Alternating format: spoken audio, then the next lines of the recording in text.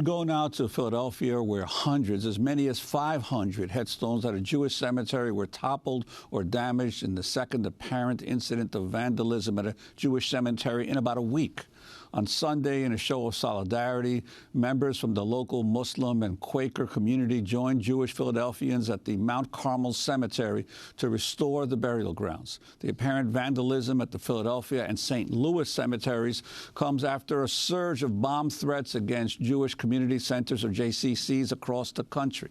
The Southern Poverty Law Center and other groups have said hate groups have been energized by the candidacy and then the election of Donald Trump. On Sunday, the Anne Frank Center for Mutual Respect put out a statement saying, quote, "Mr. President, it's time for you to deliver a primetime nationally televised speech live from the Oval Office on how you intend to combat not only anti-Semitism, but also Islamophobia and other rising forms of hate, whether or not your intention, your presidency, has given the oxygen of incitement to some of the most viciously hateful elements of our society," unquote. Well, for more, we're going to Philadelphia, Pennsylvania, where we're joined by Rabbi Ari Lev Fornari of Kol Tzedek Synagogue, one of the country's first openly transgender rabbis. Rabbi Ari Lev, welcome to Democracy Now! You went out to the cemetery. Can you describe the scene? Yeah, thanks for having me. It's an honor to be here.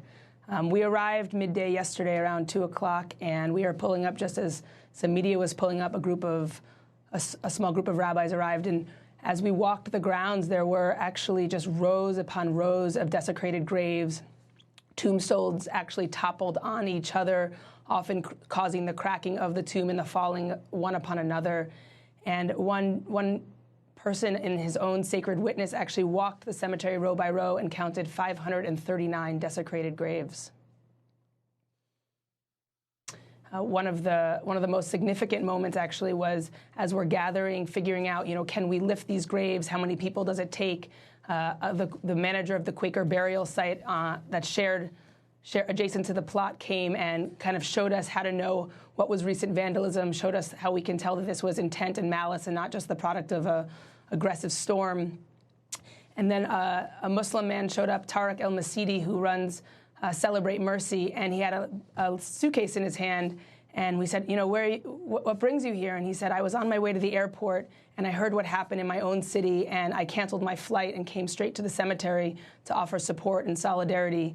And that was really the energy of the gathering at the cemetery yesterday, was one of tremendous community support across lines of faith and difference, and a feeling that we will not stand for this kind of hatred. We will not be intimidated.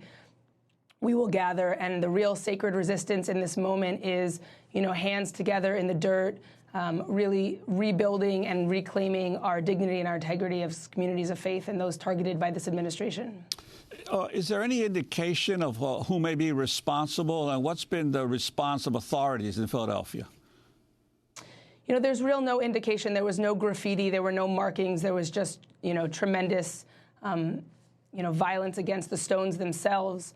And in the time that I was there yesterday, for the vast majority of the day, there was no real police presence, although I know the police have been notified, and the manager of the cemetery is also, I think, handling, the path forward and the question of liability and who will be the ones to actually restore and repair the graves.